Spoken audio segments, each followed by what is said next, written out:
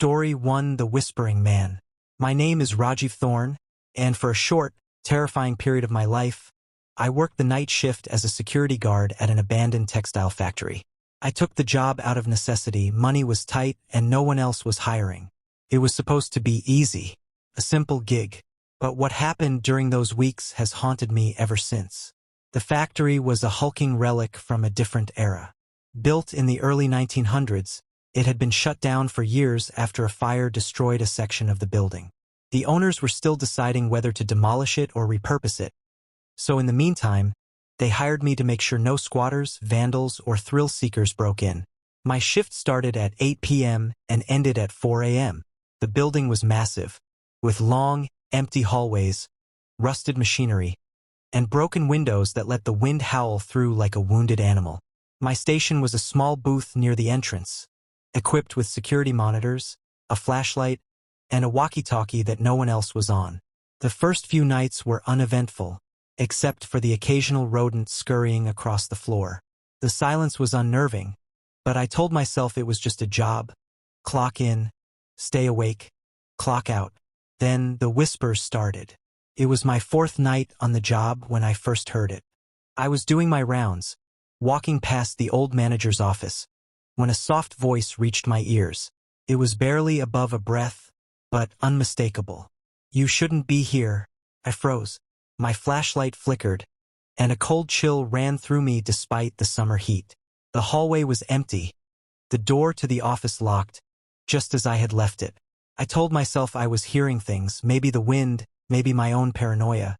I hurried back to my booth and spent the rest of the night staring at the monitors, waiting for something, anything, to explain what I had just heard. Nothing did. By the following week, I was on edge.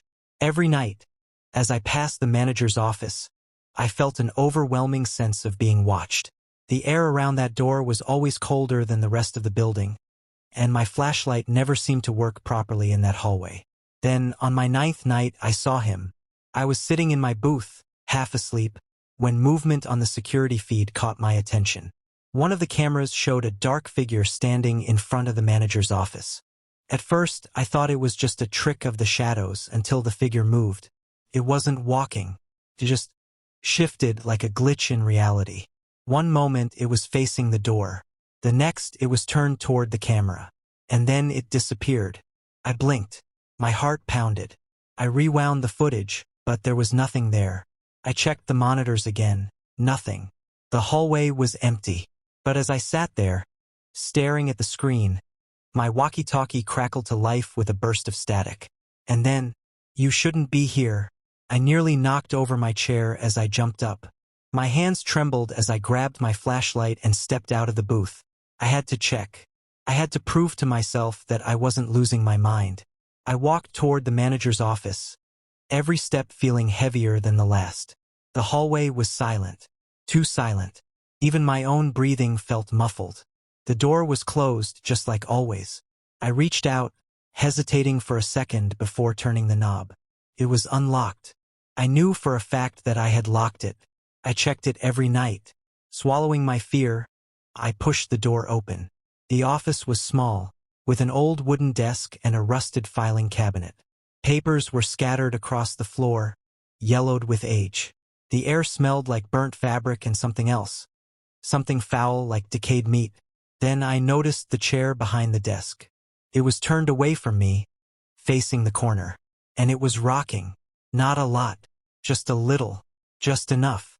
I stepped closer, my breath shallow. "You shouldn't be here." The voice was right behind me. I spun around, flashlight shaking. There was no one there. When I turned back, the chair had stopped moving. I ran. The next morning, I went straight to the property manager. I told him everything, the whispers, the figure, the door, the chair. I expected him to laugh, maybe tell me I was overworked. Instead, he sighed. "There was a fire," he said, rubbing his temples. "Years ago, back when the factory was still running, a worker named August Bellamy had been accused of stealing from the company. The manager at the time locked him in the office overnight, promising to deal with him in the morning. But that night, a fire broke out. They never found August's body. Some say he burned to death in that office. Others say he escaped but never made it out of the building. Either way, he was never seen again. But the whispers, the cold spots, the shadow, people said he never left. I should have quit right then, but I needed the money. So I stayed. One more night. Bad idea. That final shift was different. The air felt wrong, heavy with something unseen. Every creak, every gust of wind sounded like a voice calling my name. I avoided the manager's office completely. I sat in my booth, gripping my flashlight like a lifeline. But around 2 a.m., the monitors flickered. One by one, the cameras cut to static. Then they came back on. All except one. The camera outside the manager's office remained dark. And then, on my walkie-talkie, "You shouldn't be here." The voice wasn't distant this time. It was inside my booth. I didn't turn around.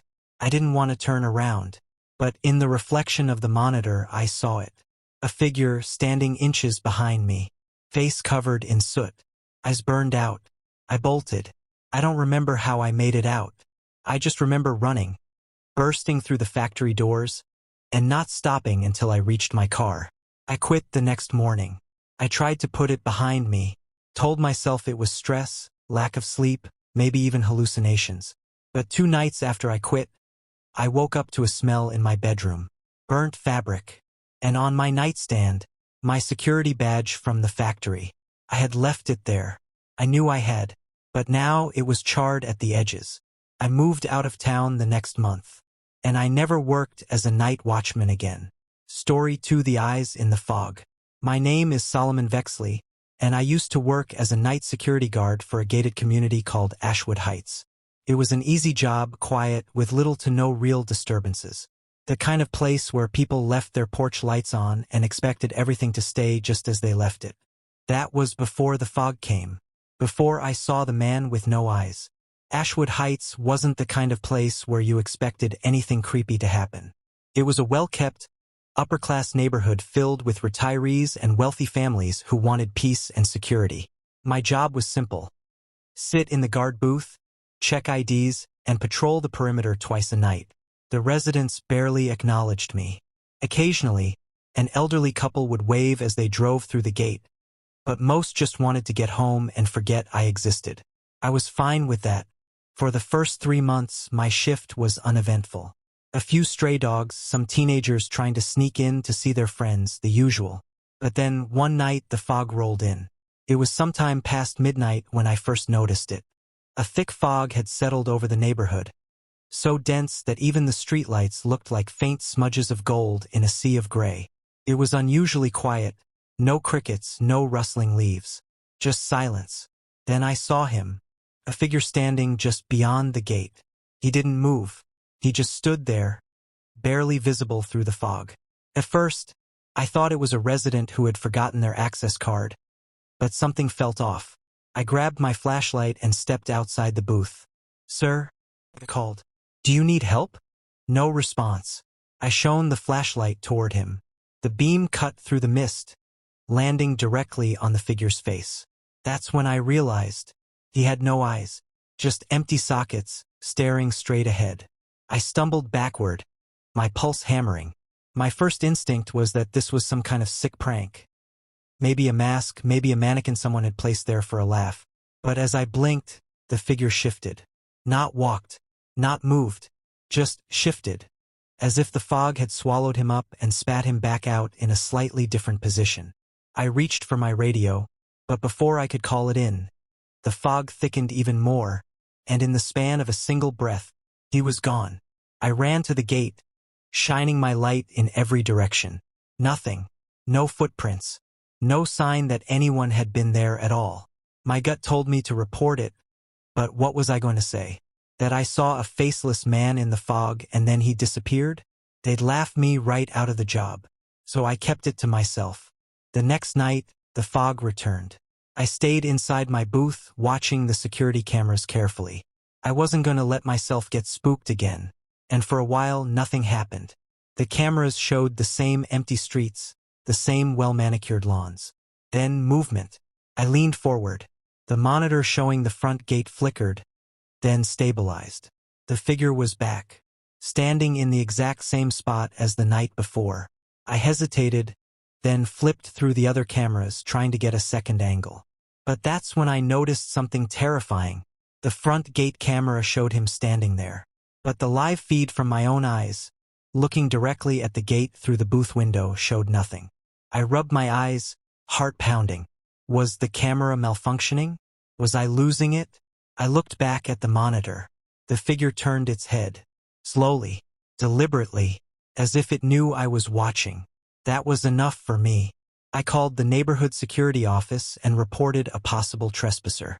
They sent a patrol car to check it out, but by the time they arrived, the fog had lifted and the figure was gone. I asked if they saw anything unusual. They just gave me a look and said, "There's no one here, Vexley. Maybe get some rest." But I knew what I saw. For the next few nights, I kept my head down. The fog came and went, but I refused to look at the monitors, refused to check outside. If there was something out there, I didn't want to see it. Then, on the 5th night, it came to me. At exactly 2:47 a.m., as I sat in my booth staring at my cold cup of coffee, there was a knock on the glass. A slow, deliberate knock. I froze. My heart nearly stopped. The knock came again. I forced myself to look. Outside the booth, inches from the glass, the eyeless man was standing there. Couldn't breathe. Couldn't think. Then he smiled. Lips stretching too wide. Teeth too perfect. As if someone had cut a grin into a mannequin's face. The lights in my booth flickered. The air turned icy. My breath came out in white puffs. And then, just as suddenly as he had appeared, he was gone. I quit the next morning. I didn't care about the paycheck. I didn't care what anyone thought. Whatever that thing was, it wasn't human. And I wasn't going to stick around to find out what it wanted. Before I left town, one of the older residents, a man named Herrick, stopped me. "You saw him, didn't you?" he asked. I didn't answer. Herrick nodded as if he already knew. He was a drifter, broke in years ago looking for shelter. The old guard dog attacked him, tore his face up real bad. But the guards, they went too far. Beat him to death. Buried his body outside the gate so there wouldn't be a scandal. I swallowed hard. And his eyes? Herrick sighed. "They say the dog took them." A chill ran through me. Why is he still here? Herrick gave me a long, sad look. "He's looking for a way in." That was the last time I set foot anywhere near Ashwood Heights. But sometimes, on foggy nights, I dream of the front gate, of a figure standing just beyond it, watching, waiting, and smiling. Story 3: The Smiling Woman on the 7th Floor. My name is Leora Kastner, and for a short, terrifying time, I worked as a night security guard at an abandoned hotel. I took the job because it paid well and I didn't mind working alone. The building was set for demolition in a few months, and my only duty was to make sure no squatters or vandals got inside. I thought it would be easy. I was wrong, because something else was in that hotel with me, and it never stopped smiling. The Rosewood Grand had once been a glamorous place, a luxury hotel in the 1950s where movie stars and politicians used to stay. But as the years passed, it fell into disrepair. By the time I arrived, it was nothing more than a rotting skeleton of its former self. Peeling wallpaper, shattered chandeliers, furniture draped in white sheets like forgotten ghosts. The power had been shut off in most of the building, except for emergency lighting in the halls and my small security station in the lobby. My job was simple. Do 2 patrols a night, make sure no one had broken in, and stay awake until morning. For the first few nights, it was uneventful. Just the sound of my own footsteps echoing down empty hallways. Then, one night, the elevator turned on by itself. I was sitting in the security booth, sipping cold coffee, when I heard it, ding. It was the sound of the old brass elevator arriving at the lobby. I froze. That wasn't possible. The elevators were out of service. The power had been cut. I stepped out of the booth, flashlight in hand, and turned toward the elevator doors. They slid open. Inside stood a woman. She wore an old, tattered evening dress, the fabric yellowed with age. Her hands were clasped in front of her, and her head was tilted slightly to the side. She was smiling. Not a normal smile. Not the polite, fleeting kind you give a stranger. No, this was stretched too wide, too forced, as if someone had carved it into her face. I couldn't move. She took a step forward. And then, the elevator doors slammed shut, and the whole thing powered down again. I stood there, heart pounding, staring at the darkened panel above the elevator.